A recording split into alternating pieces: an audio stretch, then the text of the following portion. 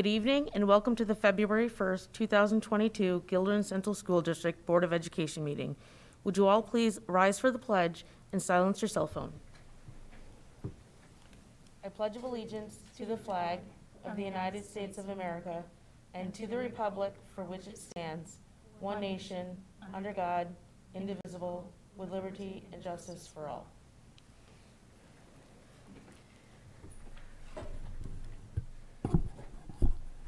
Okay, first we have public comment on the agenda. We have 5 public comments that are all written in, so I will go ahead and read them. The first one says, my name is Nayla Ishmael and I'm a senior here at Guilderland.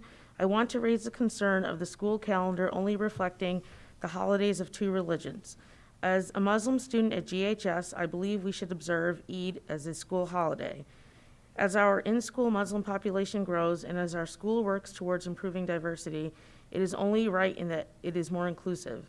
In Islam, we have 2 major holidays during the year called Eid. Eid comes after the month of Ramadan or fasting as a celebration for the sacrifices and struggles Muslims go through. We spend time with family and friends, go to the mosque and play games. In the past, Eid has been an excused absence, but students have had to make up all the missing work. Some students do not take the day off because they have assignments and tests that they cannot miss. It is an important time for us and we should not have to worry about falling behind in school as we celebrate. Observing Eid as a school holiday would allow Muslim students to spend time with their families and it will promote religious acceptance and knowledge. With the day off, the district will accommodate more students as well as move closer to its goal of diversity/equity. The next public comment is from Arisha Ahmed. First of all, Eid is like Christmas for us. Imagine having to go to school on Christmas. It is as simple as that. We should not have to make up our work for celebrating a holiday that is needed to be celebrated by all Muslims. It is unfair that we have to go to school on a holiday that is so special for us. And even when we don't, we have to make up the work for it. It is meant to be celebrated with friends and family, and having to come to school means to sacrifice important family gatherings.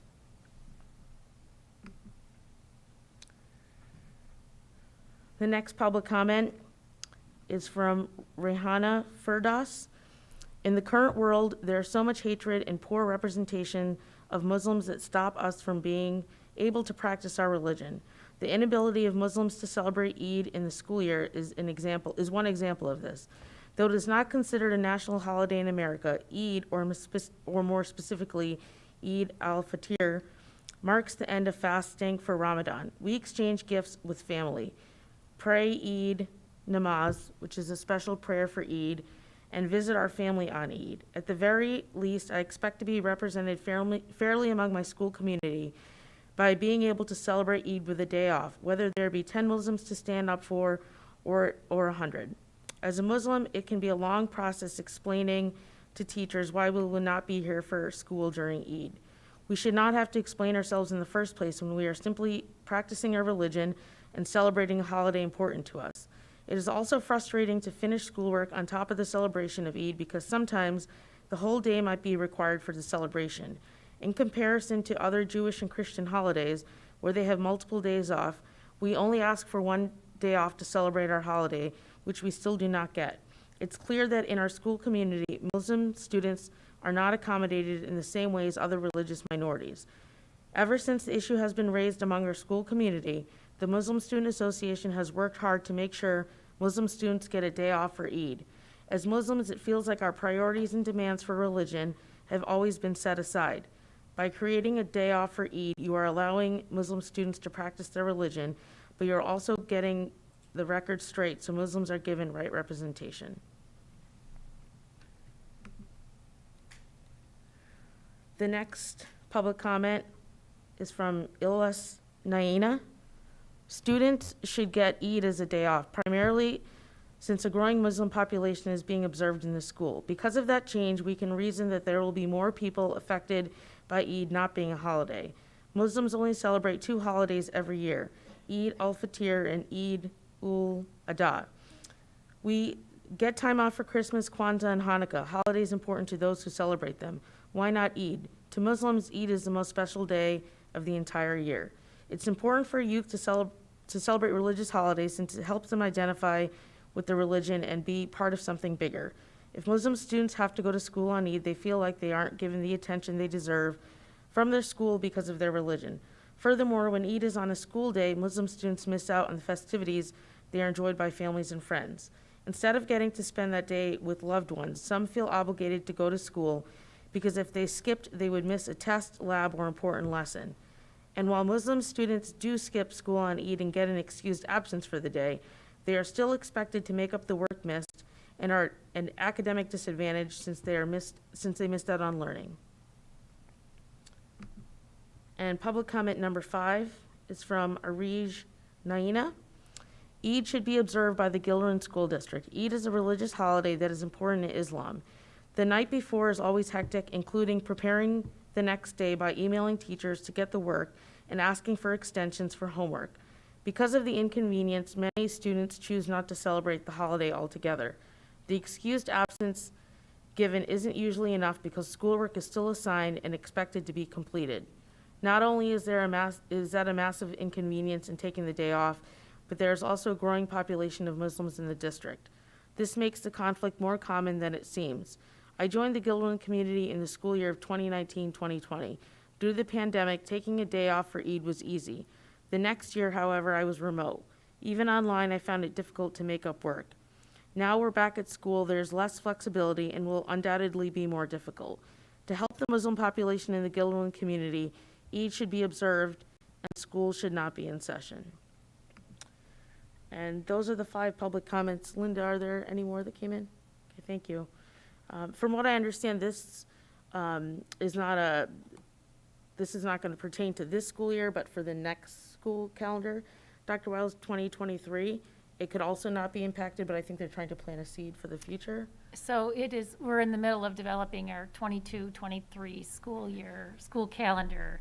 So based on what I've looked at, and I actually met with these students earlier today, Eid next school year, so 2023, begins at sundown on a Friday night, and the holiday is actually on a Saturday. So missing school won't be an issue, but this group of very articulate young people want to raise awareness for the holiday going forward. And so they felt strongly to provide some information about their holiday, and we'll continue to advocate for it going forward. I just have one question for the calendar committee. I know it's like a big committee of people. Is there student representation or student government or somebody involved? We haven't had students on it, but it's not a bad idea, and they're clearly engaged at this point, so. Okay. All right, thank you. Okay, next on the agenda, we have the budget development, and I will turn it over to Neil. Thank you, Dr. Rivera. This evening we have a presentation. I'm pleased to have In-Ho Su, our transportation director, here. He's going to walk through a bus purchase proposition. So he'll be explaining that, and I'm following him with another presentation. So I'll turn it over to In-Ho at this point.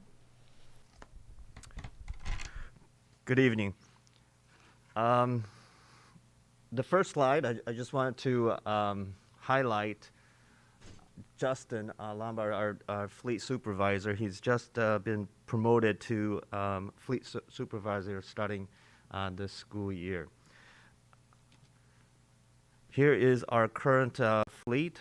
We have total of 101 sort of vehicles that is in our school district, and you can see the breakdown of how we make up those 101 vehicles.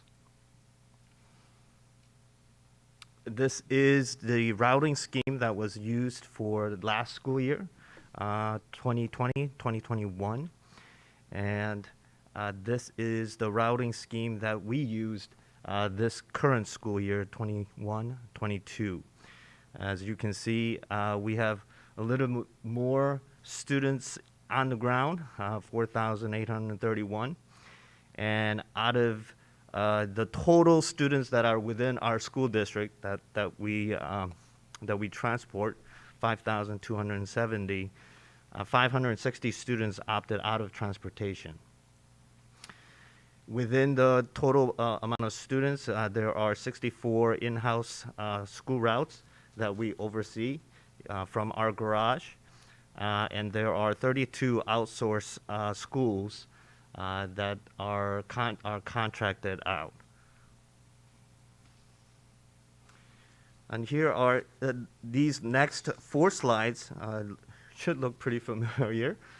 The biggest issues, the biggest reason why we do a 10-year replacement plan is because of corrosion to the buses. And we were experiencing that during these cold months, and we know what happens to buses. And as it begins to rot, it becomes unsafe. And so hence we follow these 10-year replacement plan. These are some mitigating things that we do to slow down the corrosion on our buses, and you can see some of the pictures of what happens to our buses. So this next slide highlights the advantages of the new buses for us. There are not only low maintenance costs, but we do use some of the latest technology that are out there. This will highlight the last 13 years of how we purchased our fleet. I just want to highlight that the last 2 years, and including what we will propose this upcoming year, that we've all been purchasing, all of our vehicles that we've been purchasing have been large buses. All to say that there'll come a time where we'll need to catch up with some of the small buses in the future. Here is the proposal for us for 2022 and 2023. That is 5 66 passengers and 3 66 passengers with chains. We're finding out that especially in the hills, chain is a must-have, especially when it becomes icy, as we'll probably experience this coming Friday. This concludes my presentation, barring any questions.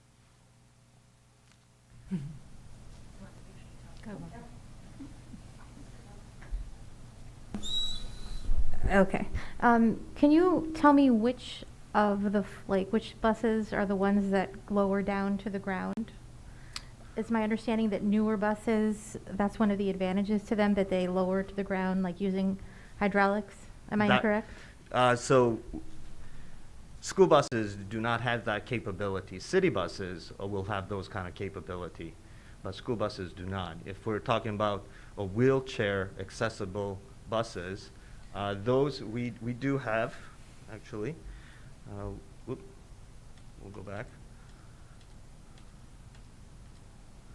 We have 3 wheelchair buses, large buses, that will have a wheelchair accessible towards in the back, and there is a lift attached to that. Thank you. Yes, ma'am. I know that Governor Hochul recently said that one of her goals was to transition school buses to electric vehicles. Is there any thought of that, both the environmental impact and also the potential medical impact of the kids breathing the exhaust? So electrical buses, I know that they in the West, where the climates are a little bit more tame, are being used. I mean, we can certainly look into that, but when it gets really cold, it doesn't perform as well, and especially when it has to climb the hill, it doesn't perform well.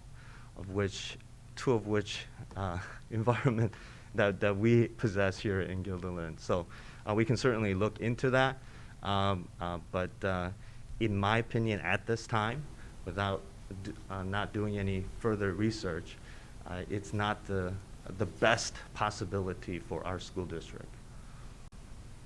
May I just to follow up, Rebecca, I think I saw that too, but it was by a certain year, right, that they all had to be? Yeah. turned over to electric. I think it was like 2035. And then, I mean, in terms of like planning, and I don't know if Neil could speak to this, that seems like it would be something that we'd have to think about, like for a capital project. There's certainly going to be some additional things that we're going to have to do besides the buses, and that's charging stations, and some of the issues that right now with electric buses, they're starting to be used in school districts through grant programs and so on. The range has to be considered. They don't have the same range as a gas or diesel powered bus. So we need to, I think the technology is obviously going to get better over the next several years. So by the time we're ready to purchase, I think we'll be in a much better position.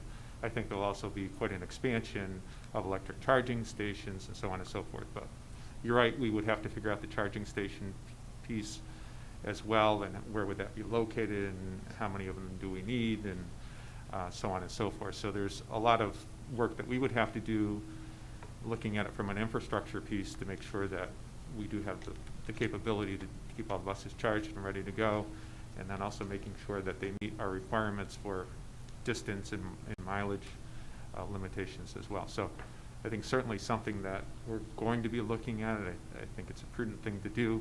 I think the technology is going to improve, the availability is going to improve, and down the road I could certainly see us moving in that direction. Thanks. Still both my comments. Oh, sorry. Thanks.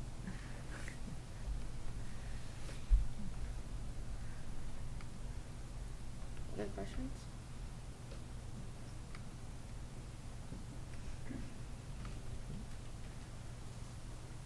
So is Yeah, this I do have a Oh, go question. ahead, Judy.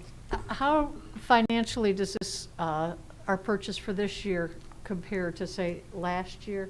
Is it the same number of buses? I know we're trying to keep that regular, or, but So how bad is the cost, the up in cost? So it is actually the same amount of buses that we are proposing for 2022, 2023. It's actually, the total cost would be $10,000 lower than the last year. The reason being that there is, in our previous years, we've purchased buses with undercarriage. The undercarriage alone is about $4,000, and this proposal eliminates that undercarriage. Reason being, it's currently underutilized. So we certainly do plenty of buses that have undercarriage. So undercarriages are normally used by sports teams. And so if they need an undercarriage, we can certainly deploy a bus with that capability, or that's built in. But these 8 buses that I'm proposing eliminates that, hence $10,000 lower than last year's purchase price. What is the difference per bus to put the chains on? It's about $3,000.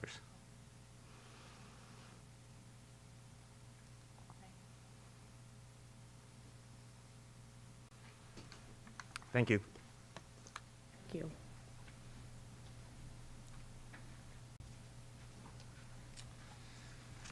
We have a second presentation this evening. It's on the budget development process. So I'm going to switch over at this point.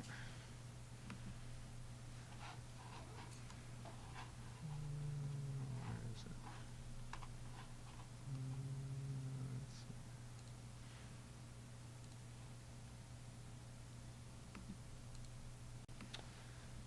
Okay, second topic for this evening is state aid and tax levy limit.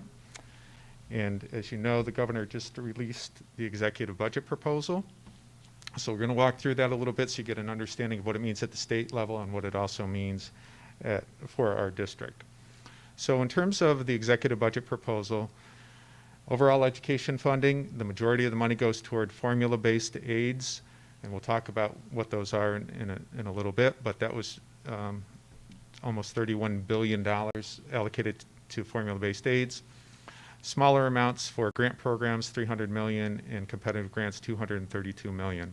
So the bulk of it is in terms of the aids that school districts receive. Total is $31.28 billion. That's a little over 7% increase from the prior year in terms of total funding allocated for education. So these are some of the categories. In terms of foundation aid, the overall increase from last year to this year in terms of the proposal, $1.6 billion. That's that aid that's designated to follow every student, provide a sound basic education according to law. This is the topic that's been discussed over the last several years, in particular in terms of the state's ability to fund an adequate education for students, and have they done so or not. This is the attempt that was started last year to kind of fully fund foundation aid, which has been talked about for a long time and has never happened. First step was for this current year, a move toward that. This is the second year, and then there'll also be the third year to kind of get every school district to being fully funded in terms of foundation aid. So that's why that's such a significant increase from the previous year. Next is Boces Aid. We do utilize Boces for a number of services throughout our school district. We do get aid back on those. So Boces Aid is a component many school districts receive, an increase of $77.6 billion. Transportation aid increased just over $300 million. Textbook aid, $4.2 million. Building aid, $30 million. Library materials aid, just under $1 million. Computer hardware aid, $0.8 million. Computer software aid, $0.9 million. Expense-based aids, and these are other kinds of expense-based aids, $3.9 million. Universal pre-K is continuing, and that's $6.6 million. And then what we call excess cost aid, and this is really for students with disabilities, increase of $45.7 million. So statewide total aid increase, $2.1 billion under this budget proposal. So again, foundation aid, key piece to every school district in terms of a funding source and what it means to provide educational opportunities for kids. So this is providing an additional funding for year 2. Year 3 next year was the plan is to fully fund foundation aid at that point and make everybody whole and then move forward from there. All the other current aid formulas for other categories have been maintained, rolled over from the previous year. Under previous administrations, that was often proposed differently. Not everything just carried forward. There were changes. This proposal right here maintains all of those funding formulas in their current form. So what does it mean for our school district? The chart shows you the aid categories that, in those categories where we do receive aid, what we had budgeted for state aid in the leftmost column, what we actually expect to receive. We're a little over halfway through the school year, so what do we plan on receiving for this school year? And then what does the executive budget run show for next year in terms of overall aid? So foundation aid, again, key piece here, $16.6 million was budgeted.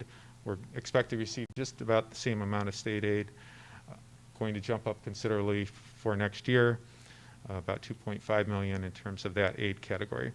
Boces Aid, we're seeing a moderate increase there, and again, this is tied to services, so the more services we purchase from Boces, the more aid we will receive. So that is a category that's growing a little bit. Software library textbooks, that number is pretty static from year to year. The limits are set in terms of the amount that'll be covered in the caps on those. So that's expected to remain about the same. Hardware and technology, same sort of condition there in terms of about the same amount of dollars. Excess cost aid, and that's for students with disabilities. We are expected to receive more this year. The projection for next year is a little bit less. Really depends on the number of students we have, the services they receive, and the cost of those services. So that's going to vary depending on those factors. Transportation aid, we had planned on getting almost $4.3 million. Actually, what we're expecting to get is a little closer to $4 million, and that number is about the same in the following year. Again, these are all based on estimates that the state puts together from information that's taken from school districts, so it's not finite in terms of knowing exactly how those numbers are going to play out. Really depends on your costs. Building aid, it's going to go up a little bit, and that's a function of just our borrowing in terms of debt payments. So as those come due, we receive aid on those, and that category is going to rise a little bit.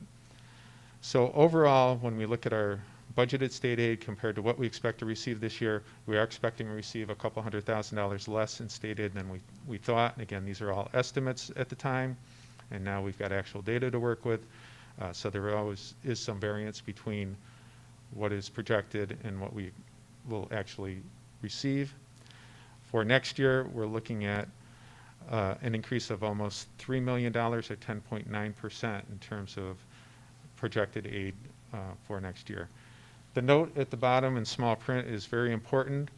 State aid is not guaranteed. So just because the state says, here's what you get, and we get these computer runs that shows all our categories and shows all the amounts, that doesn't mean we're guaranteed to receive those money. We have to spend the money to get the money, so it's all based on estimates. So as our student population changes, our actual operations change can impact how those numbers actually play out in terms of actual aid received, and you kind of see some differences between what we had planned on in terms of the budget process and what we're actually expecting to receive this year.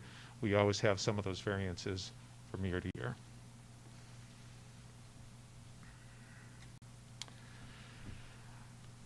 The one thing I did want to say about state aid, and I'll just pop back here for a second, is that when this is a proposal from the governor, this is not the final state aid numbers that we're going to receive. That has to be determined by the state legislature, and they will do that on or about April 1st by law. So right now, this is the information that we have to work with, best assumptions about what aid we might receive. It's really going to be what decisions the state legislature makes, and in terms of an overall state budget adoption, that will determine the actual state aid we'll receive. So we'll be talking about a superintendent's budget. We'll be using estimates that we have now, but our final adopted budget will be based on that legislative budget that occurs around April 1st. Yes, Judy? When do we find out the money that we get for this year? If we haven't gotten, I mean, if we're expecting $200,000 less, Well, when does that come or not come, or? it comes in chunks throughout the school year. So we get, Real- yes, and it gets adjusted over the course of the school year. So we get some in the fall, we get some in the spring, and the last piece comes a little bit after the end of the school year into the summer. But a lot of that is making sure they have final expenditure data. If it's based on expenditure data and you're getting aid on that, they hold back some of that to make sure that they get the final expenditure data, apply the ratios, and can determine the amount of aid that school districts receive. So kind of get it in chunks over the year, it's estimated, and then at the end of the year, it's matched up in terms of our final aid payment. Well, we're well enough into this school year that, I mean, as a budgeter in our family, you'd think we know what our expenses are, what we're going to pay, but that's why I was wondering. Yes and no. Well, I mean, understand with what you said, you know. Yeah, I mean, we still have a good portion of the school year left in terms of, take something like students with disabilities, those costs can change. We get new students in, students leave the program. A lot of this, we haven't spent all of our money for hardware and technology, software. We haven't fully got through our Boces services for the year. We contract for the year. So, I mean, there's some expenditures still at play. Transportation, I mean, we're going to finish the year transporting students, and gas prices are changing, fuel prices, I should say, between gas and diesel. What they were back in the fall, they're much different now, and they may be different as we go through the spring. So there's some dynamics here in terms of changing costs that they recapture at the end. Okay, to me, it looks like, how do we not know? It seems like it would have been paid at the beginning, but I understand what you're saying. Yeah, Thank you. majority of it's expenditure based. Yep, okay, thank you. Yes, Seema? I just have a question about the universal pre-K, and I know, again, it's estimated, but is this timeline something where we can plan ahead? I don't remember how many years we're expecting, because this was something new this past year, right? Yes. In terms of like planning, because this past year, I remember parents trying to find out up till the very last minute, if they could make it into universal pre-K or not. I just didn't know how it would be different this year. Well, the difference this year is we got much more advance notice than we did last year. It was a late decision for universal pre-K. It was really, when the state adopted the budget, there was really not a lot of information given to school districts ahead of time. We got our aid runs and everybody had a number on there. And that really started the dialogue with, okay, what does that mean? How does the program work? What do we need to do? How do we engage our community partners? We had to do a request for proposal process, find those partners, request for proposal. It was new for many pre-K providers as well. So there was a big learning curve for everybody in this process. It took a while to work through that. What are the requirements? What is the provider expected to do? What is the school district's obligation? How do we make the program work for our kids and for parents in terms of the lottery and setting that up? So it was the rollout was not smooth. We really didn't see this coming. We had to get up to speed, and providers had to get up to speed. The good news is we were able to implement UPK programs. This year, we're going to have a head start, obviously, because we know the funding is, at least under the executive budget proposal, is there for next year. So, come March, we're going to be in a much better position to be reaching out to providers and saying, are you interested or not, running through the RFP process, awarding, and then getting the program set up in advance of the start of the school year. So we do another RFP then for the next school year? correct. It's a competitive process each year, so Okay. other entities will have the option to participate in that process. Thank you. Sure. I don't want to keep interrupting you, but one of your first slides for the universal pre-K suggested that the governor's budget or proposed budget is for 3 and 4-year-olds. Are only certain, like, did she differentiate which districts would be for 3-year-olds? I'm not as familiar with the cut point for that. I mean, we're working with 4-year-olds. I don't know if you want to address that, Marie, or? There's different categories of UPK funding. There's actually pre-K and UPK, and the category that we are in is 4-year-olds only. And I don't know how they figure out who gets into what bucket. Okay, thank you.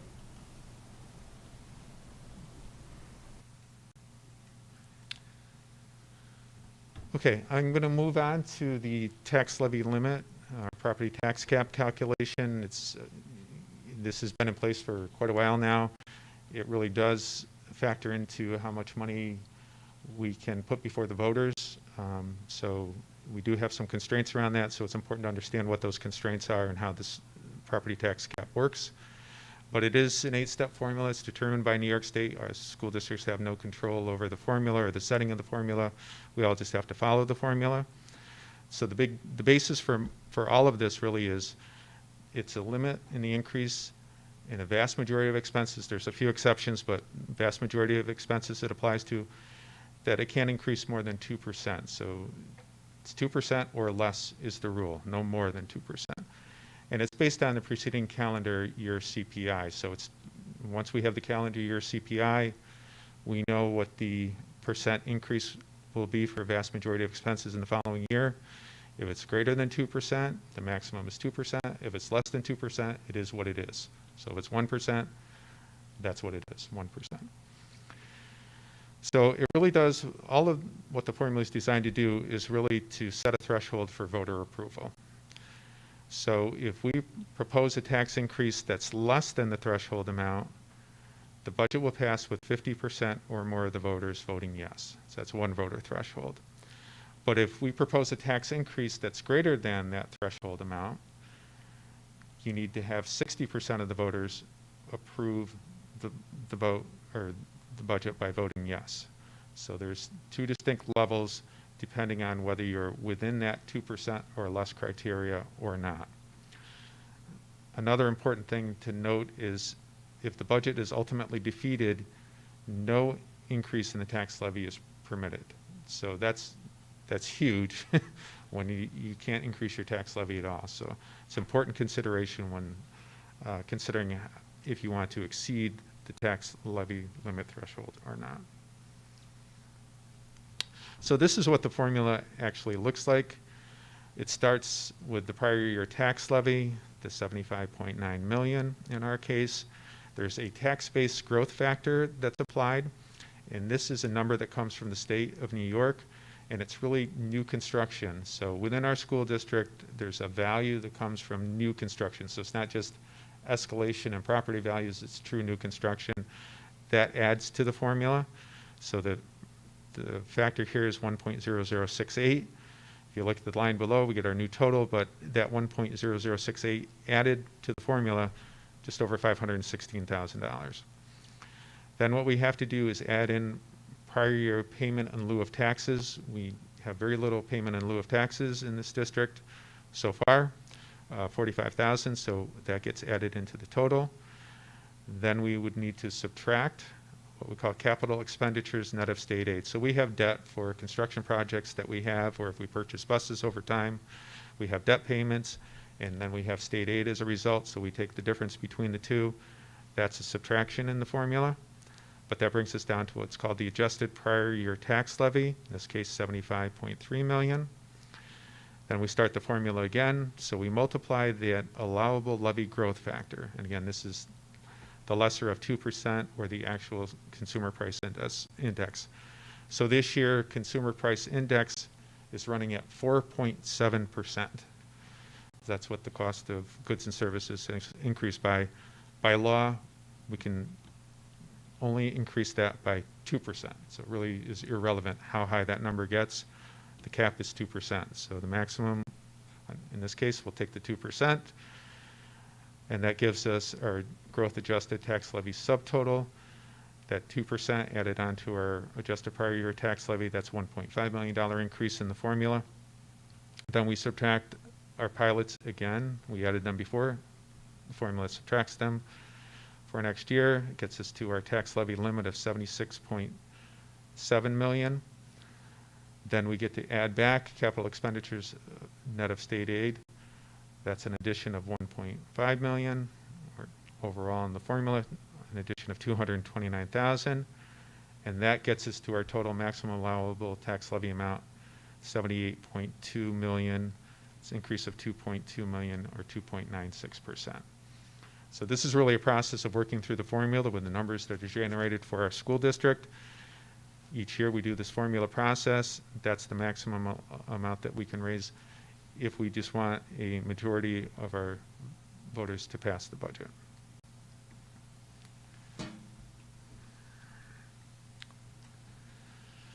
So in terms of our next steps in the budget development process, again, we're still in the process of building the budget. It takes a long time. We have a lot of factors to consider in the budget process. Continuing that work. Also, anytime we accept community input at a regular board meeting or other opportunities, the community is free to let us know their thoughts on the budget process. Legislative advocacy, we always want to be close to our legislators who are ultimately going to decide on the amount of state aid that's available to schools. So we want to reach out to them and keep in close touch with them because they are the decision makers in this process. And then finally, we have scheduled the superintendent's draft budget proposal release for March 8th, 2020. So that's what we're working toward at this point in time, putting a budget together for review at that time. And with that, I can take any questions anybody might have. I just have one question, Neil. Sure. So that, when do we vote on the final budget before it goes up to the voters in May? Is it like April? Do you know what meeting? Is it the last one right before, or is it? It's right at the end of March, beginning of Oh, is it the end of March April. or beginning of April? That's fine. I just was. April So 8th there's sticks about- in my mind, but I'm not sure that that's the right date. So there's Well- about a month after the draft budget comes out before we actually vote. Correct. Okay. All right. Thank you. Yes. Any other questions? Okay. Thank you very much. Okay, thank you, Neil.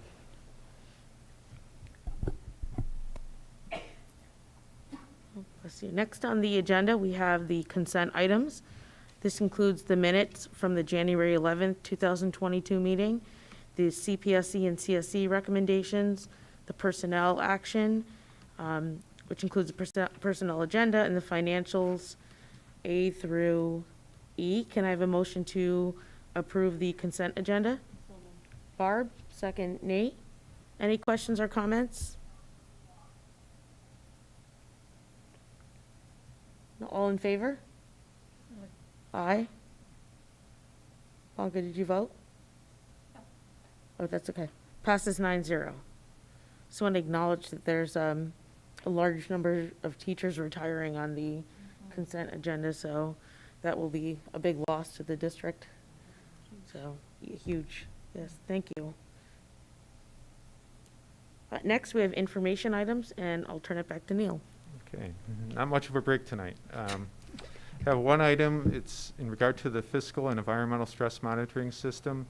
This is scores that are released by the Office of the State Controller, and it's an attempt to measure the amount of fiscal and environmental stress schools are operating under, and it's always based on the previous year's data, so this data is from 2020-21 school year.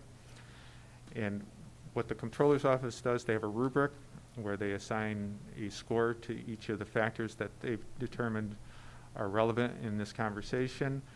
And once you have those scores, they do a weighted scoring system, and you get one of 4 designations, either no designation, which is the top score, in increasing orders. Susceptible to stress is the next score, moderate stress would be after that, and then significant stress. So this is the 7th year in a row. We've received a fiscal stress level rating of no designation. So that's an indication that the financial indicators reviewed were not indicative of potential fiscal stress. So it's things like having resources available to you in terms of fund balance and reserves. So some of those things that are good fiscal management practices are recognized under that type of designation. The environmental stress rating looks at different factors, not fiscal related. And over the years, we've always had a no designation. This is the first year the rating was changed to susceptible to fiscal stress. And there's 2 major factors that the state comptroller cited as increasing environmental stress. And those are, in terms of their overall rubric, a growing rate of teacher turnover and a higher percentage of English language learners. So under the controller's rubric, teacher turnover is rated as causing disruption within your system, and your percentage of English language learners is also considered to be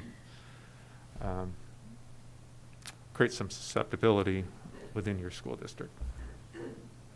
So, I just want to add, like, for the record, that I think it's insane that the state, like, uses deficit language and says that the percentage of English language learners is considered to be something that adds to susceptible to stress. Because, like, the whole idea that the state also encourages, looking at all of this diversity, equity, et cetera, with an asset-minded view of the students who are in our district. And I would guess that a lot of, teachers and families that we have would see it as a positive that we have different families and all the different languages. So I think it's kind of a mixed message from the state. It's like, celebrate your diversity, but also you're on this list now because you have a high number of English language learners. I just think it's ridiculous. Just putting it out there.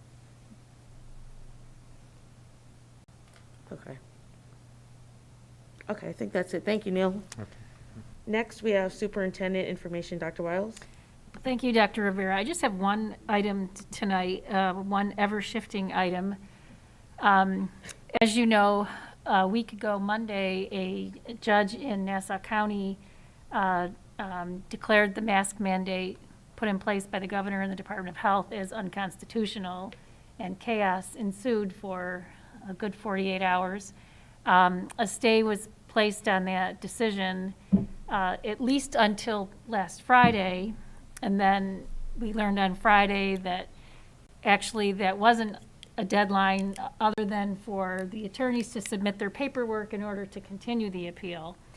And then last night, we learned that a judge has ordered that the stay on the mask mandate will be until at least March 2nd.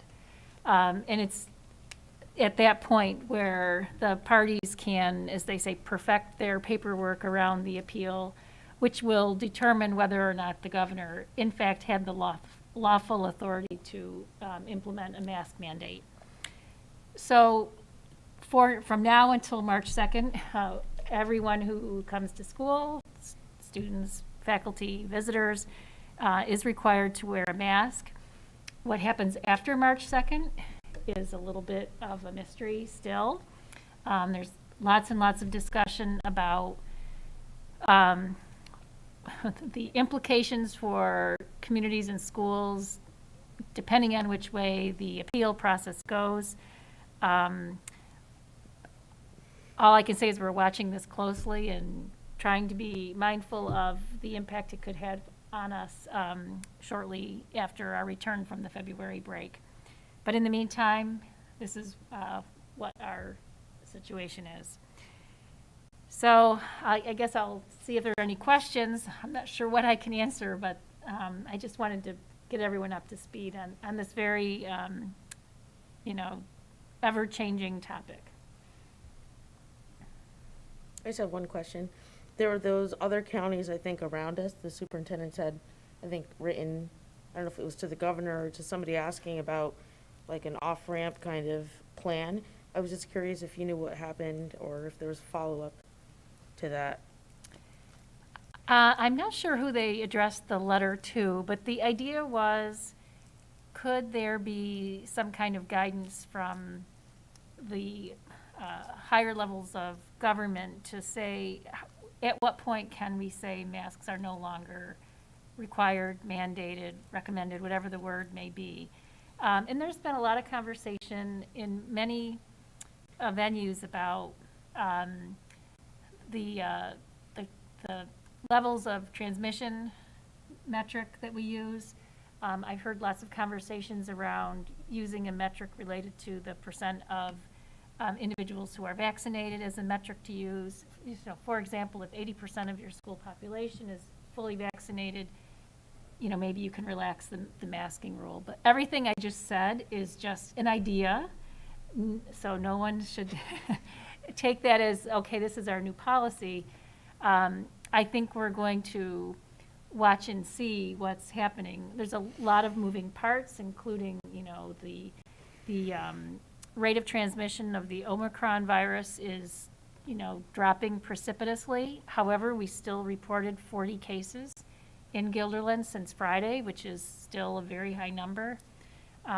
So our primary goal is to have our students in school, to keep kids safe, to keep our staff safe, and to continue the teaching and learning process as best as we can.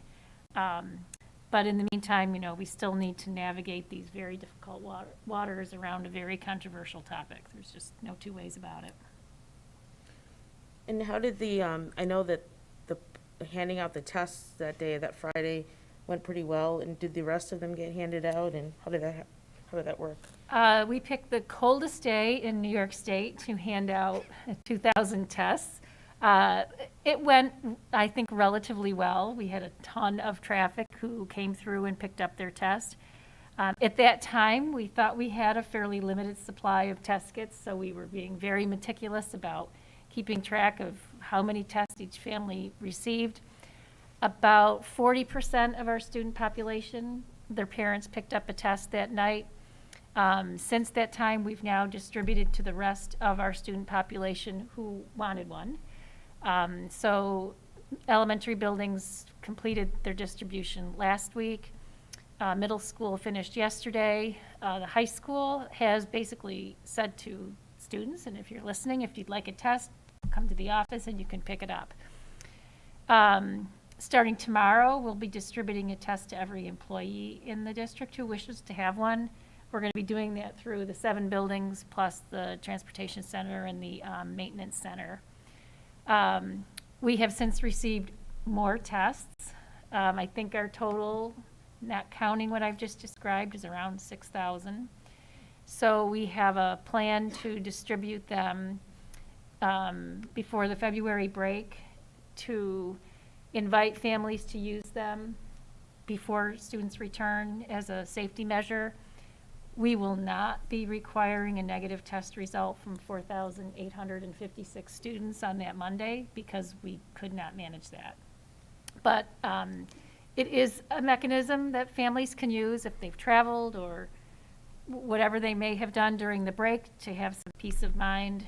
And then in addition to that, we are stocking all of the nurses' offices with additional tests so that when students come to the nurse with symptoms, we can give them a test kit in their backpack when they go home so they can continue testing.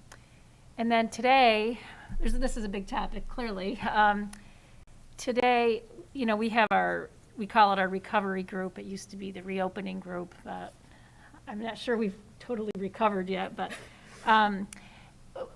we're going to pilot a project when we see a classroom where there's multiple cases. Like, for example, in one of our buildings, elementary building, we have a classroom where there were 5 positive cases. So we're going to reach out to the families of the other children and say, would you mind if we tested your kids every day, vaccinated or unvaccinated, for peace of mind and to not just sort of wait for the shoe to drop. We have a ton of tests. We want to use them all before they expire. We want to put them to good use. So that's kind of what we're doing with the testing. Sure. Is this on? Yeah. Since we have so many tests, is there a way to get more tests out to people that have already burned through their one test or whatever? Yeah, Yes, we're just doing like- the next round Okay. very soon. And I'm familiar with what you just talked about. What happens if a child already had COVID and is likely to come positive? Okay, it's full disclosure, is Mike. It happened to me in my class. I'm like, well, what if, he tests positive again? Are they gonna? Because if they had COVID already, they likely will test positive again. That's right. Are you going to require quarantine of that child? Or No. Once there's, depending on the test, if it's if a student takes a PCR test within 90 days of having tested positive for COVID, it's likely going to come back positive, so we don't require testing. For the rapid test, I think it's been kind of a mixed bag on whether or not it picks it up or not. But you don't require, once you've had it, you don't have to test again. Okay.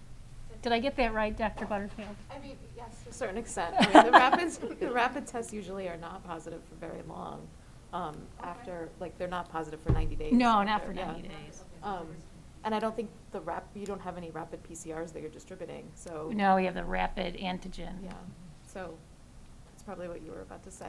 I saw you bring the microphone over. You stole my thunder. Yeah. It's good to have doctors who can correct my. Well, even the Department of Health won't re-isolate people who have been positive in the past 90 days. There's like a special thing we do for them. The contact tracers or the case investigators call them, and then the person says, I'm positive again, but I was positive within a month. There's a whole special process that takes place so they don't have to re-isolate.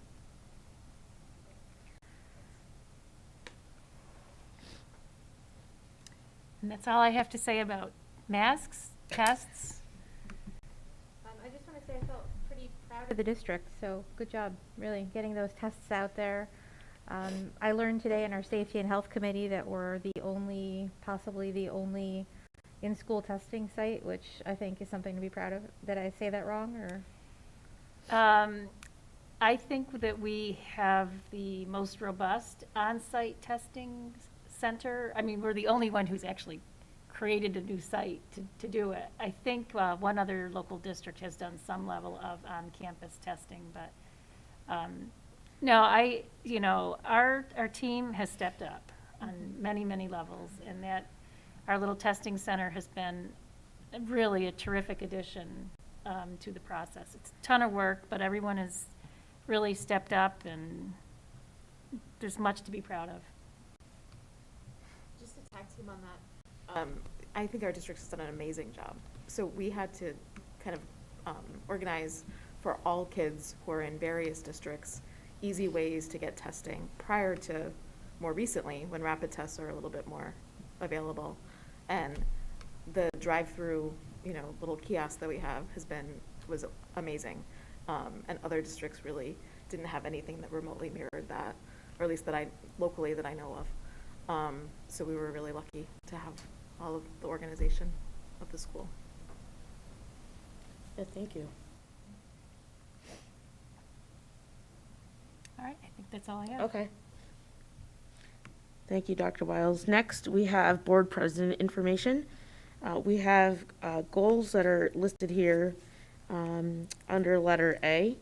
And I don't know if we need to go into really in-depth discussion tonight, but I think it might be a good idea to go through just some of what we discussed in August and kind of catch up where we are mid-year.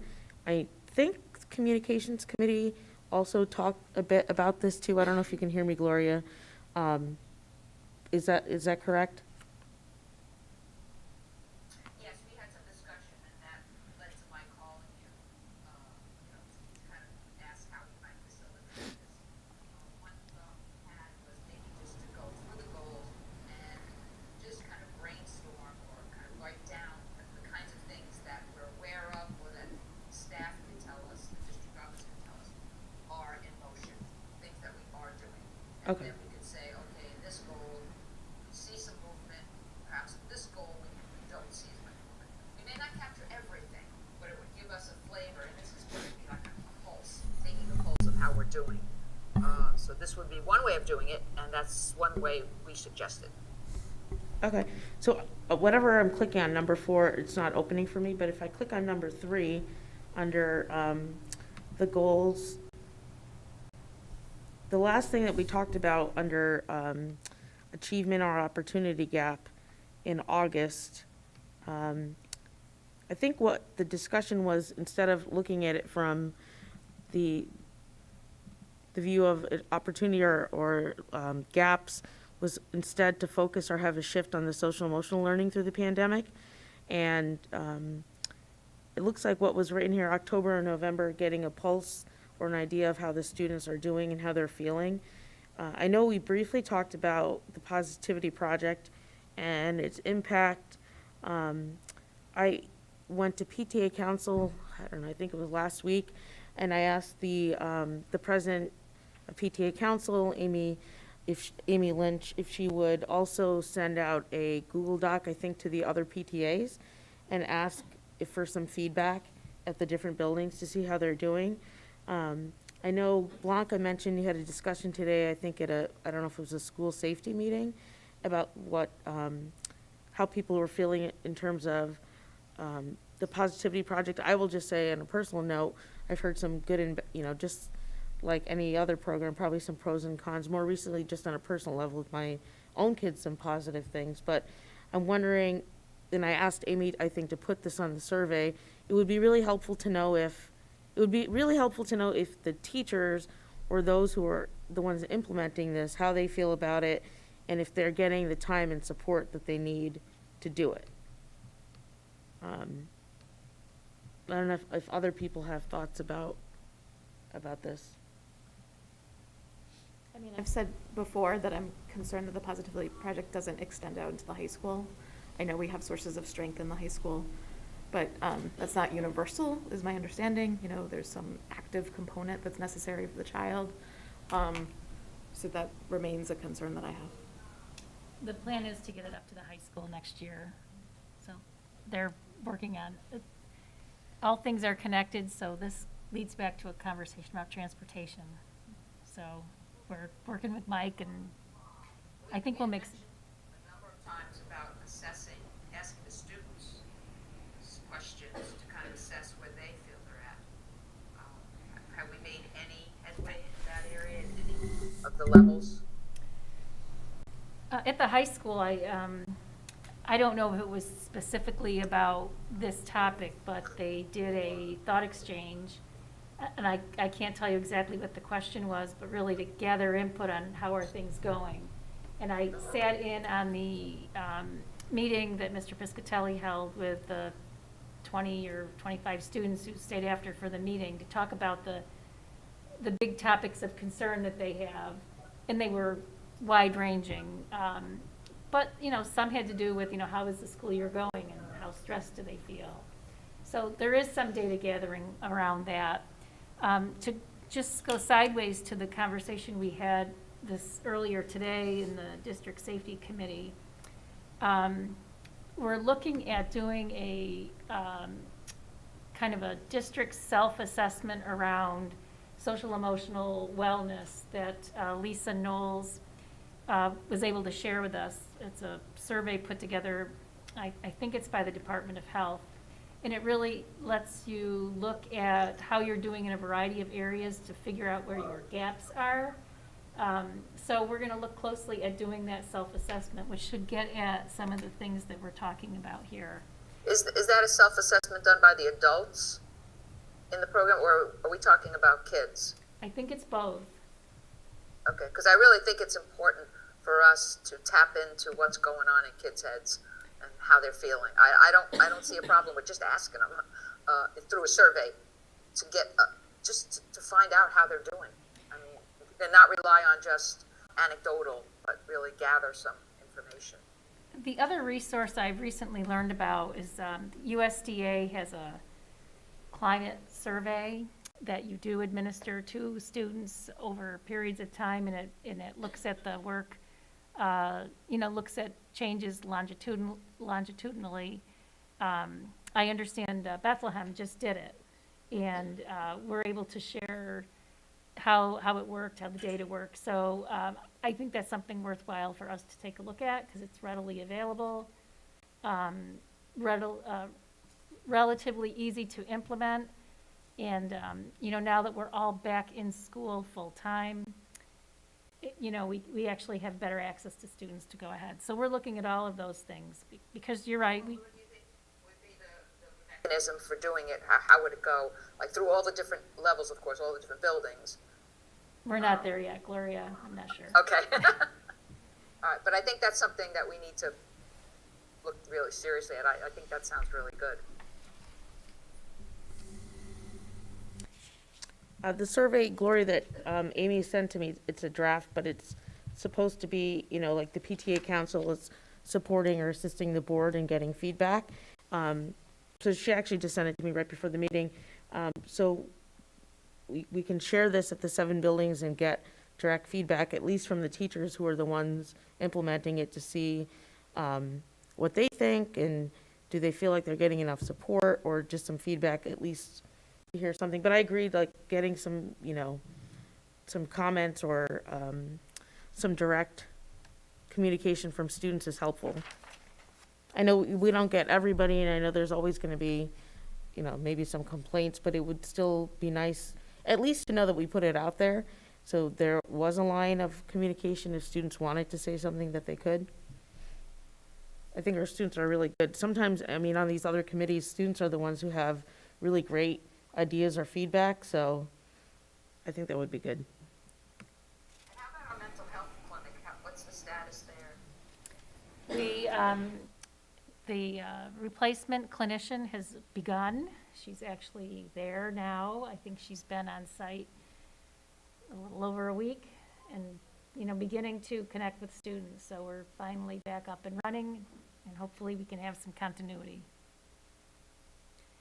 I did ask Lisa Knowles to prepare kind of a mini program report on the Positivity Project to bring to the board in the next meeting or two to get, some perspective on how it's going, and I can have her give a little update on the health clinic there as well. On that note, since we're going to be learning more about how the Positivity Project has gone, I know that the Sandy Hook Promise has been brought up as a curriculum in the past at the, for the Safety and Security Committee. And we have a parent who is on that committee who knows a great deal about it and has recently signed up to be a Sandy Hook Promise leader. I wonder if it would be valuable to have her talk to us a little bit about the program at some point in time, since we're going to have Lisa talk to us about the Positivity Project, and it is a budget item, I believe. Yeah, I think if Lisa presents, because I don't remember ever hearing, and I apologize if we did, and I just don't remember, having like an understanding of the, like a 30,000-foot view of like, here's the Positivity Project, it was a package, and then who is, like, how does that get distributed to all the buildings? Like, basically, how does it work? So there's a long history on this that, going back to the end of the spring 2020 and the creation of our subcommittees. We had a social emotional learning committee of about 25 people who recognized that there would be some significant needs of all parties considered to focus directly on social emotional learning. And that group did a great deal of research and homework to see what kinds of programs are out there for social emotional learning. And they kind of, reached out to other school districts. I don't know every research venue they took, but they kind of started coalescing around the Positivity Project and then connected with some colleagues out in the West Genesee Central School District, which is out west of Syracuse. And they came and virtually presented to us. And so the way it has unfolded here, once there was probably widespread buy-in, largely inspired by this committee of mostly not administrators, teachers, we had parents on there, we had providers from our community. There was a growing consensus that this is what we want to do. Lisa brought that back to the leadership team so that we could make sure it was in all, well, at the time we wanted to do all 7 buildings. So we actually have positivity teacher leader kinds of roles in each of the buildings. So we have teachers leading the implementation and the support of their peers in order to make the program work.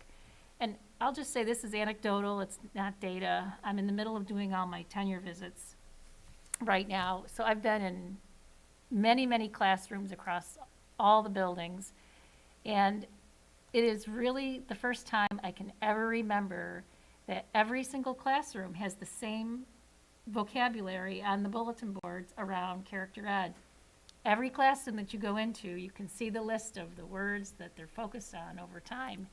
And, I'm sure it's not a perfect program, but it really has been for K-5 and maybe less so 6-8 for different reasons, but largely across the K-8 continuum, everyone's talking the same language around social emotional well-being. And teachers are building those concepts into their lessons. So if they're reading a story or if they're reading a novel, they're teasing those words from the lesson in the morning through their curriculum. And I haven't seen that happen on any other topic at all, ever, in the district, any district, frankly. So it has had that power of cohesion. I don't know which principal said to me they had a lengthy conversation with a second grader today about prudence, because that's the word of the week. I can't remember a time I've heard that either. So it's not perfect, but I do think there are some really powerful things happening, and there's some positive energy behind it, largely because this has been a teacher-led initiative. So, I mean, I'm in support of it. I also agree with Rebecca that if we could hear about, not now, but maybe at the presentation about some concrete items that could happen at the high school. And I understand it's not as easy as like K-8 because, there's different teachers. It's not like one teacher all day or teams of teachers. But if it's a budget line item and students at the high school, the ones who are interested in joining Sources of Strength or other clubs, they might not be the ones who need this extra support. It could be the students who are not involved in those clubs. So, at that presentation, it would be nice to see or hear about what are maybe a couple of concrete items that we could look back at next year to see how they're actually doing. So there's some accountability with the high school piece. Yeah, we can absolutely do that. At the high school, it's a function of homeroom. Okay. We need a 10-minute homeroom, which we didn't have this year. But that's a whole other topic that, don't worry, we'll be talking about. This is not completely related, but since we just talked about the homeroom piece, do you know, Dr. Wiles, what happened with the idea of meeting with the groups who were around school start time for planning for the next year? And I apologize if you talked about it and I forgot in a previous meeting. We have not pulled a large team together. We are doing kind of the preliminary work with Inho and Jerry. And right now, the issue is mostly middle and high school. That's where we're having the issues. And we're looking at potentially reaching out to the consultant again to help us fine-tune the efficiencies to make it all happen. But we need to tweak the plan. I don't see us changing the plan hugely, but we need to build more time. We need 45 minutes between the runs. And how do we do that without making the day earlier for the elementary or later for the middle school? Given the roads that we have and the traffic that we have, and yeah, that's So it's- looming. Okay. I apologize. I guess I'm the only one who has questions. My other question was about, oh shoot. Oh, so since this was the end of the first year of the DEI director, right? It's only been 1 year. Correct? Well, we started in September. Yes, it just, So okay. we're only about 5 months Well, in. right, we're not at the end of the school year. In terms of planning, I didn't know, I guess at administrative level, how, if you're going to like be able to reflect back and see how that position fits in within the rest of the structure, and how, do you think there needs to be changes, or do you see, I guess maybe just your feedback about that at some point. It doesn't have to be now, but that would be good to know. Okay. Oh, does Gloria have, you have something? Go ahead.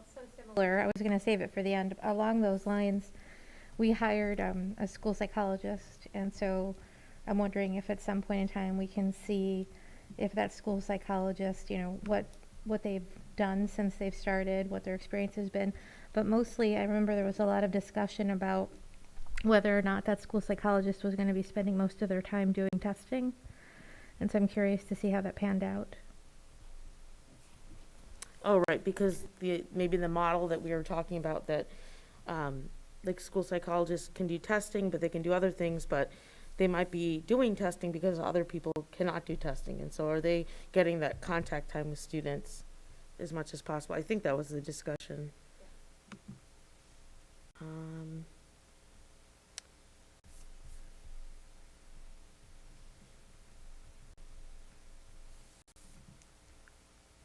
And I guess my other question is, we have a thought exchange going out to the community, right, Dr. Wiles? Yes, tomorrow or the next day. Okay. depending on- So do you think we'll be able to revisit some of these things after hearing back from the community about, or their thoughts on the budget and I guess their feedback? Absolutely. The timing, I was talking with Patrice about this earlier today or yesterday. We'd like to get it out and have it close before the next board meeting, so I can share the results on the 15th. The question is it's very general question about, kind of given our economic circumstances, what are your priorities for the operating budget for next year? But as we have learned after doing thought exchanges, that people often tell us lots of other things that are on their mind in the thought exchange, some of which, may intersect with the goals and such. So that's the plan, to launch it, if not tomorrow, then on Thursday.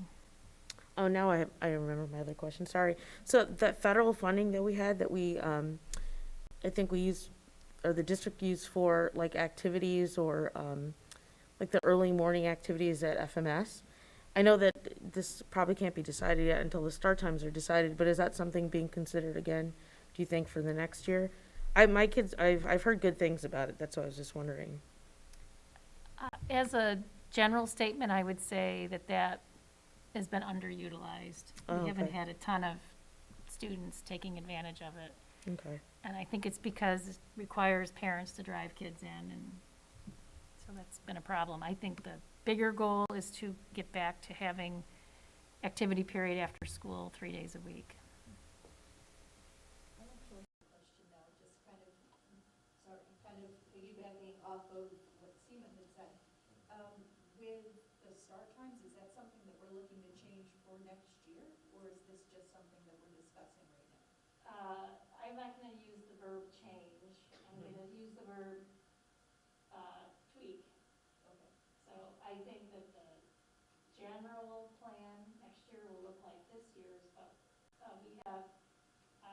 that never make the start time on time at the high school in the morning. And we have, buses that have a hard time getting to the middle school now that we made that temporary adjustment. Before we didn't have buses getting to the middle school on time. So we have to make some adjustments, but we're not like changing the whole plan. I just want to put it out there also that since the time has changed this year, I know the CTE students have kind of taken a hit with their schedules where they're missing chunks of time when they come back. So that's just something that can be looked at when we're tweaking things as well. Okay.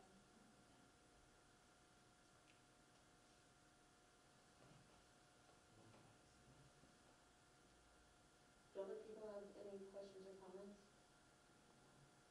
The third goal is, oh, go ahead, Gloria. Nope, that's all, I was gonna say the third one, go ahead. Oh, no, I was just gonna add about the third goal with the committee.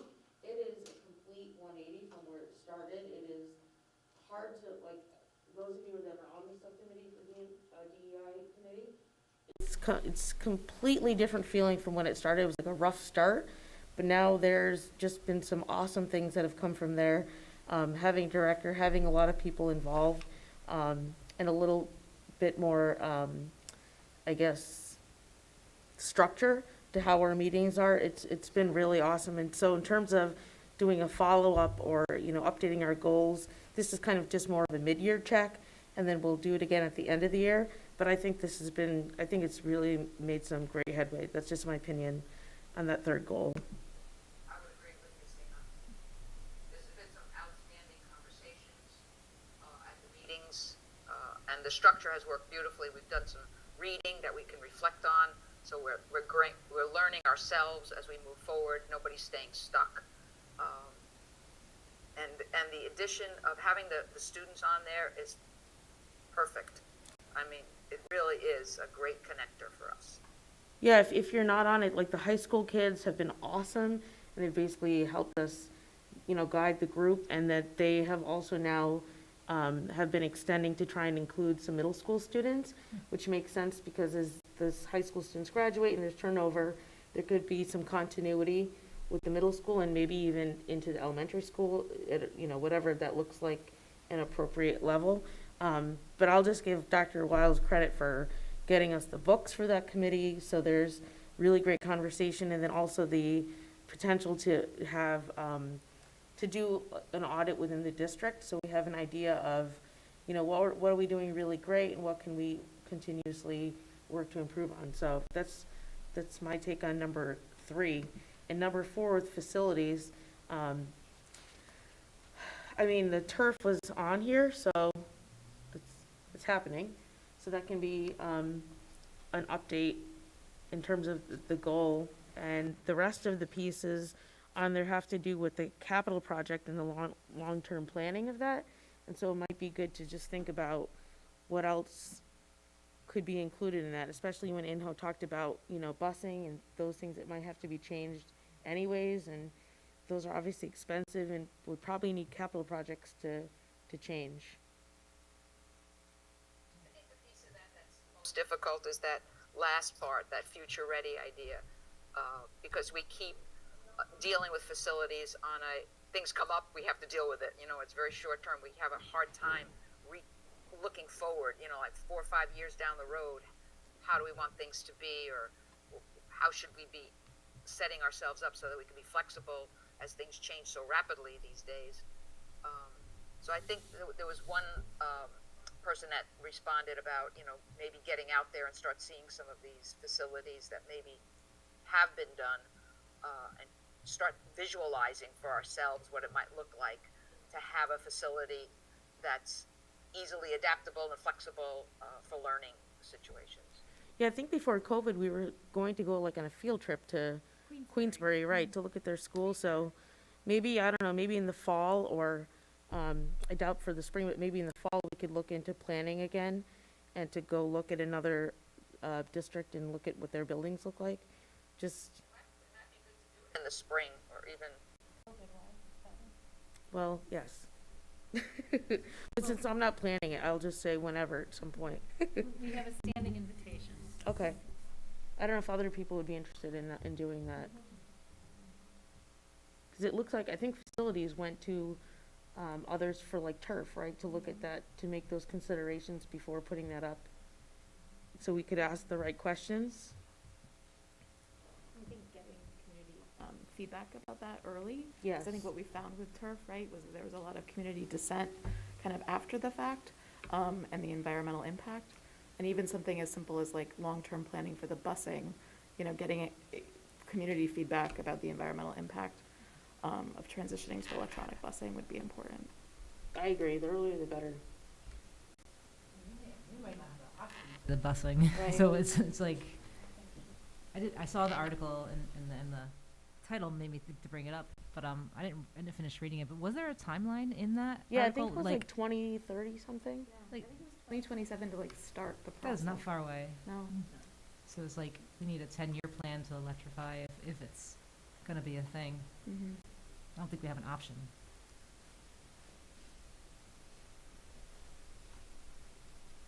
Does anybody else have any comments or questions?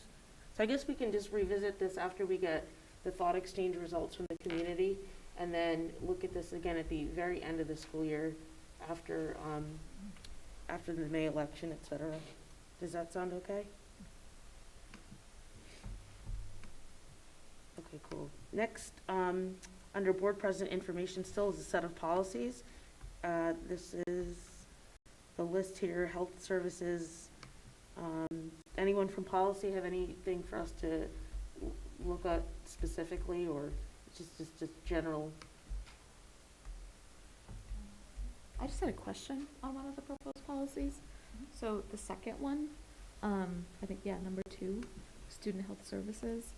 One of the highlighted sentences changes an authorized medical provider to the prescribing authorized medical provider. I have just 2 questions, and one of them's probably not necessary, but just the syntax, like, it just seems confusing. So is there any reason why it couldn't just be the authorizing prescriber instead of all those words? Just throwing that out there, just think it's a little bit awkward. That was a recommendation from legal, wasn't it? No, that actually came from Dr. Silver. There you go. Okay. And then my second question about that is, will that prohibit like a partner in the provider's office from writing a note to that effect? Like, does the bottle that has the medication prescribed have to mirror the physician that's writing the note? Just because in many group practices, you know, you could be covering for someone. That's a good question. I don't think that was the intent. I think the intent was not to just get a random. I random understand that, note. yes. I understand that, and I Which does completely agree with it, happen. yes. I don't disagree, but just from a practical standpoint. So we should add maybe, or partner, or partnering provider. I don't know, I'm not a Well, lawyer, but. I guess I would assume that when you say the word provider, you're speaking of a single person. I don't necessarily know whether that's the case here. So it might just be some consideration of language. I don't necessarily agree with it. I don't think that's, if provider is a provider. It doesn't say an individual. I mean, I think it's broad enough. I guess my response is I think it's broad enough to cover that issue. Okay, That's how I agree. okay. Well, the note would probably come on the pad from the Group. the group's Mhm. office. I think that would be fine. Okay. But Rebecca, what was your phrasing there? I didn't write it down. The licensed prescriber or the authorized prescriber. It's just the prescribing authorized medical provider. It's just really awkward. Yeah, it sounds wordy. It's an vehicle, Let's see. I mean, I guess the way I look at it is when people say a medical provider, a lot of times it's also the practice in general. Like, you would say community care, like that would be the medical provider, so it kind of encompasses everyone there. But I see what you mean with that. I might be overthinking it, but.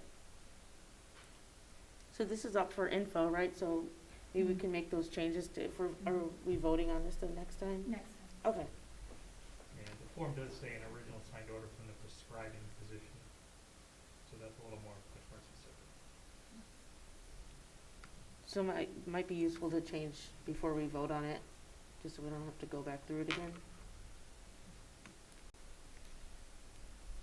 I'm just gonna guess that policy will probably be meeting sometime. Meet so- tomorrow. There we- Tomorrow. Yeah, that's what I figured. Well, do you have a change of language that you think would clarify that? I mean, I just think the licensed prescriber makes more sense for the first part. Again, I'm not a lawyer and I don't know legalese, but it just seems like simpler. And I don't know what you would suggest to encompass. Well, I mean, the issue would be, the licensed prescriber. Nate, didn't you just say that they said physician somewhere further down too? Yeah, well, that's, I mean, I'm not concerned with the regulation as written, but when you go down to the form, which is the next one, it does say an original signed order from the prescribing physician. So if you're meeting tomorrow, that's- maybe you guys can just look at Yeah. those forms again before we vote on it.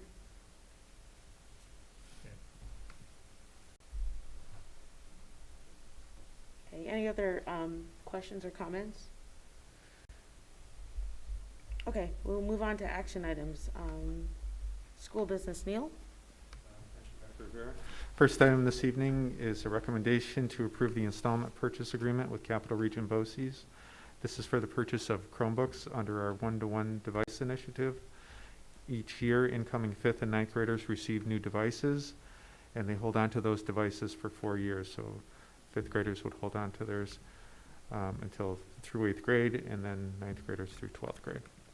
Okay, can I have a motion to approve the purchase agreement? Blanca, second Judy. Any questions or comments? All in favor? Aye. Aye. Yes. Thank you. Passes 9-0. Next is a recommendation to approve service agreements with Freedom First Psychological Services, Upstate Applied Behavior Analysis Services, and LearnWell. Can I have a motion to approve the psychological services agreement? Kim, second Nate. Any questions or comments? All in favor? Aye. Passes 9-0. And then finally this evening is a recommendation to approve the Capital Area Health Insurance Consortium Trust Agreement. This is an amendment. It's done once every 5 years. The only change over the last 5 years is to recognize 7 school districts that have joined the trust. So there are now 21 districts within the trust, and within the Suburban Council, 8 schools belong to the trust as well, including ourselves. Can I have a motion to approve this consortium trust agreement? Rebecca, second Kelly. Any questions or comments? All in favor? Aye. Yes. Passes 9-0. And thank you, Neil. Okay, next we have Superintendent Action, Dr. Wiles. Thank you. I have 2 items this evening. The first is a request to approve a co-curricular club called Tourette's Awareness, and we have Ms. Clemens and Ms. DeStefano and Ms. Perkins from the high school who will be serving as advisors. Can I have a motion to approve the co-curricular club? Can I ask a question on it? Oh, first we'll get a motion that we can, Oh, yep, sorry. that's okay. Barb, second Kelly. Any questions or comments? Go ahead, Kim. Sorry. That's good. I guess it's more of a clarification. It says that there's request approval to fundraise, yes, and if yes, what will the club money be used for? It says for studies/medicines for Tourette's. I just want to make sure it's studies about medicines, not Yes. providing Yeah, medicine. yeah, they're not I know buying. that's something small, but it just, there's a slash, and I just want to make sure we're not like letting people fundraise for meds. No, we're not doing that. Okay. Thanks. Good question, though, Kim. Other questions or comments? All in favor? Aye. Yes. Passes 9-0. And my second item is a request to approve a memorandum of agreement between the Guilderland Central School District and the Guilderland Teachers Association, and this is related to our agreement regarding the nurses. Can I have a motion to approve the MOA? Judy, second Blanca. Any questions or comments? All in favor? Aye. Passes 9-0. Okay, thank you, Dr. Wiles. Next, we have Board President Action. I have a list of policies here, 1 through 7. Can I have a motion to approve the policies, set of policies? Nate, second. Barb? Any questions or comments? No, all in favor? Aye, passes 9-0. Okay, thank you. Next, we'll move on to board committee reports. We'll start with policy. We're meeting tomorrow It is in the morning, 8 a.m. or, in the afternoon. oh, in the afternoon? Okay. Next, business practices. Well, we did meet since the last meeting and discussed the bus transportation. And just a note, we also, Cliff had hoped to get a new vehicle for the maintenance department.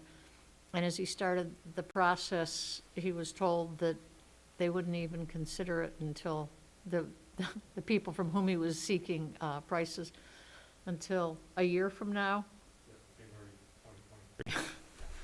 So it is not on this year's budget.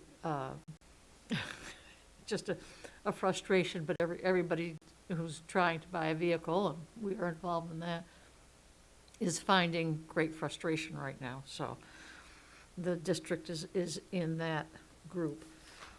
So all that will be on our the separate issue on the budget vote for transportation will be the buses, not a maintenance vehicle.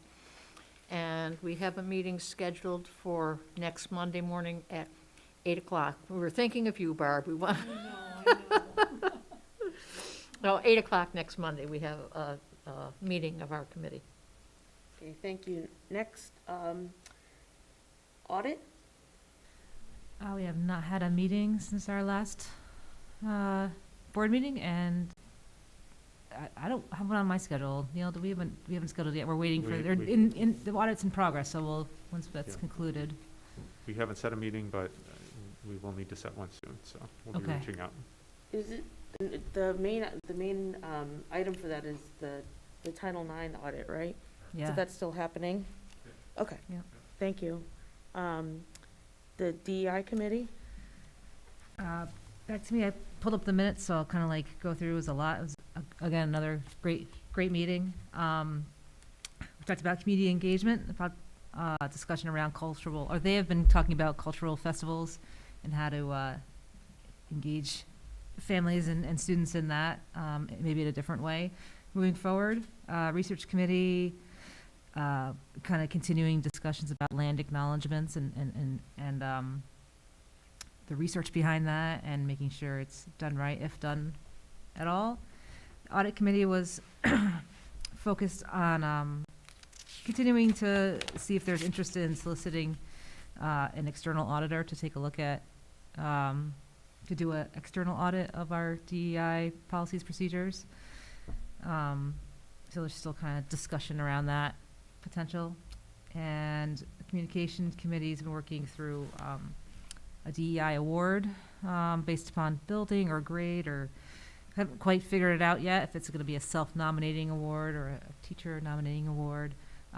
So they're kind of continuing development of that. The piece around the learning component was timely. It was about religion and integration kind of around that. And we talked a lot about religious holidays, and following that, again, timely was about talking about the school calendar, about a lot of what we already discussed earlier around the Muslim holidays and other holidays and how we could fit it in and what could be adjusted. And a lot of great ideas were thrown out and discussed, and I'm sure we'll be discussing probably in the near future for this year and following years. So a lot of great work was done, and we have another meeting on the 9th, Wednesday night at 7 p.m. Thank you, Kelly. Communications? Yep, let me know if there's too much background noise. we talked about community engagement for the budget.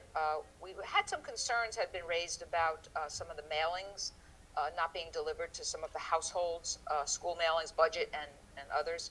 And so our communication specialist from Boces checked this concern out with the person that manages the list of residents, and she was confident that it was accurate. So the issue might be related to households that have P.O. boxes affecting Altamont and Guilderland Center. So we're going to reach out to those two post offices to see how best to assure that every household gets the mailings.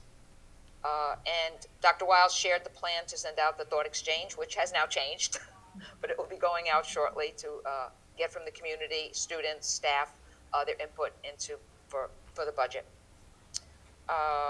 Let's see. We also talked about ways that we might be engaging people in the community to think about running for the board and being elected to the board. We asked how can we encourage the community to take an active role in the Board of Education election process.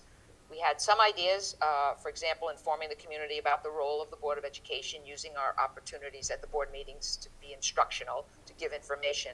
Take the opportunity to recruit by inviting people to learn about the role of a board member, maybe calling people that or seeing people and talking to people that we know, maybe at our PTA liaison meetings, talking about what we do and some of the roles that we play. And also share the responsibilities and the importance of being a member whenever we can and have that opportunity to talk about it. So that, we encourage people in the community to step up and join us. We talked about the goals process, which we already did today, so I won't hold on to that. We talked about the board handbook again, because we said that we thought maybe every 3 years or so, have the communications committee kind of look at it, look at different sections, and then if we see anything or flag anything, or when we bring it back to the board each meeting, if anybody notices some aspect of the handbook not working to our advantage, then we would deal with that. So we set up a kind of a schedule. In February, we're going to deal with the team communications section 1.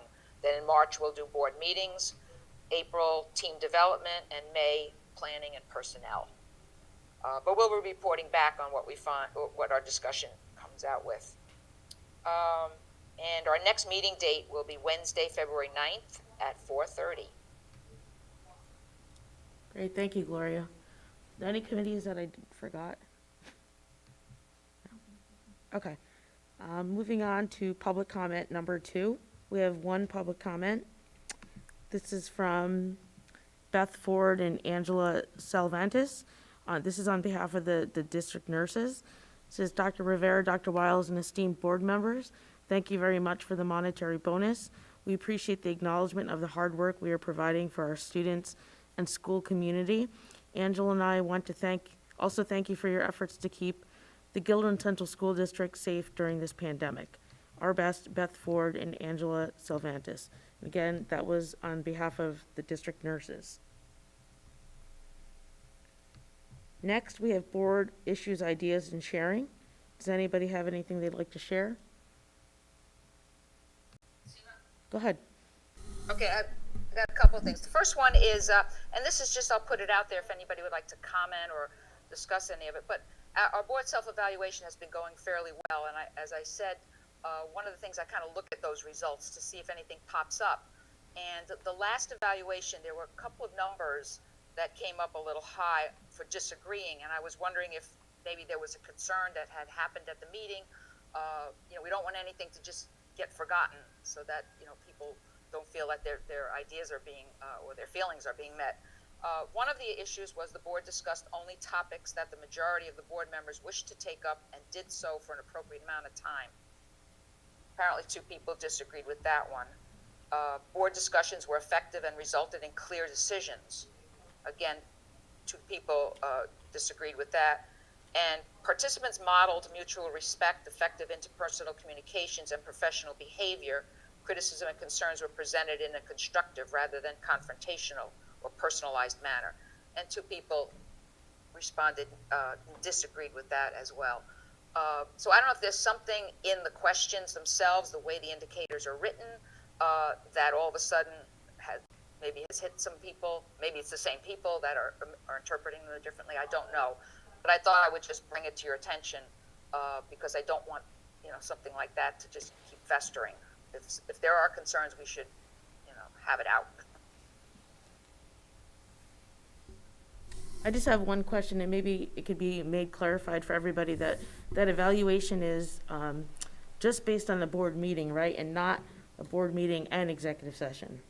Correct. I know one person did say the board members respected confidentiality of executive session. They said disagreed. I don't know what that meant, but it does not, we're talking about the board meeting. And then executive session is being evaluated separately. Any other questions or comments? Oh, go ahead, Blanca. So, I was one of the people who disagreed on the respect and what was it, constructive rather than confrontational, but I was talking about myself, so I'm sorry, Nate. I was snippy with you last time about COVID, and I was just calling myself out because I didn't want to be hypocritical. I recognize I was snippy. I will work on it.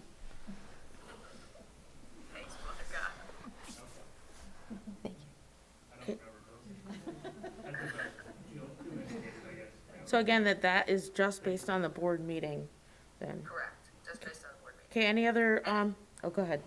Yeah, and if anybody else, if you don't have to speak now, but if it would be helpful to talk to and the person that you're having concern about, or even to Dr. Wiles, because you don't want something to just bother you and then not be dealt with. It's much better to or talk to SEMA as the president. It's much better to get it out, even if you're just venting, than let something fester. Okay, thank you, Gloria. Does anybody else have any board issues, ideas, and sharing? I just wanted to point out that the 6th and 7th grade band concerts and jazz ensemble that was held at the high school here this past week was awesome. It was so nice to have a concert. It was like a parent to go in person, and the restriction was 2 people per student, and so yes, it couldn't be the whole family, but it was still so nice to be able to go and watch a concert in person. And I don't know what the plans are for theater, at least from what I understand right now, Mask is in person. I'm not sure about the high school, but I hope it can stay that way because it's just so different to watch it on video versus going in person. So, and I thought it was Mr. Utter and Ms. Ziamak, they did an awesome job, because I know a lot of those kids haven't been able to practice together and rehearse together. And with COVID, from what I understand, some of them, this was their first performance, so it was really nice, even on a super cold night.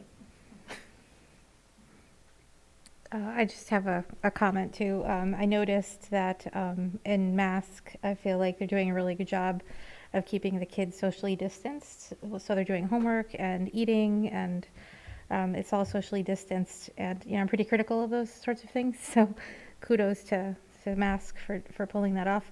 Also, I wanted to just thank the nurses that wrote in, but all of the nurses for all the hard work that they've done. As a nurse, I super appreciate the work that you're doing, and more so as a parent. Lastly, I wanted to go back to those comments that we got about Eid. Mm-hmm. And I recognize it's not going to impact the school year, but so we don't have school anyway on Christmas, but do we have any kind of policy or anything that speaks to the flexibility of students who are celebrating their major religious holiday, that they be given an extension or be given some kind of modification, or is it really just up to the teacher? I think it's largely up to the teacher, to be honest with you. Okay. I know that I think in various places there's language around giving big assignments over existing breaks to avoid it. Right. So one of the things that came out of my, I was with Matt Pinchina. One of our meeting today was more of an educational piece to help other students and our faculty understand, kind of the sentiment that we heard in the letters, that this is really hard. It is like, going to school on Christmas or skipping Christmas to go to school. Mm-hmm. So they're thinking about a number of ideas, including a little video, actually a video they'd like to share with the board, and then come and be able to answer questions. So they're brainstorming some ideas right now. Mm-hmm. And I think it is worthwhile to think about putting it into more, whether it's policy or more, Something more formalized. thank you, I've run Yeah. out of the English language at this point, so. It's my second language, so. Yes. So yes, we're working on that. They made a Okay. great point. I would just think it would be great if we could encourage teachers, recognizing, of course, it's their privy, but encourage them this year in particular, since it's not something we can address, Right. that maybe they show some flexibility, extra flexibility with schoolwork this year. I mean, I think with the letters though are, beyond just that, though, I think they're talking about in general, like how it fits in. I know that the DEI committee had, I think, a really good discussion about the calendar. First with just how it's put together, because I think a lot of people are not aware as to all the moving parts, and that we have to, meet this many days, and how much money the district loses every day we don't meet those days. But then also tying in state tests and Boces programs, along several different Boces amongst different counties, all of those things. But if you get a chance and you want to watch that beginning part of the DI meeting where there was a discussion on what are the flexible days, what are other districts around here doing, which districts celebrate certain holidays and, which ones don't, et cetera. I thought it was a really good starting point. Can I just say too how impressed I was with the quality of the students' letters? Not knowing anything, I'm ashamed to say about Eid, but listening to those, I understood where they were coming from, and it did make a difference, and I appreciate that. Barb? One of the things that the district did when we didn't celebrate as a district the Jewish holidays, we asked the teachers not to introduce new material or to have an assignment due, the day after or whatever, so that the people could enjoy their holidays. And I think, we should at least be heading in that direction. If we can't get it directly on the calendar, that no new material is introduced the day that the child would be out, and that no test would be given that day, and that no assignment is due the day after the holidays. And we also had a policy whereby, like in our April break or February break, that all material would sort of be due before the holiday, the vacation week, so that the child could, and the family could enjoy the vacation week and not have a big term paper due at the end or something like that. And, from what I understand, it was fairly well done by the teaching staff, and so, as I said, that's another way that, the issue can be handled,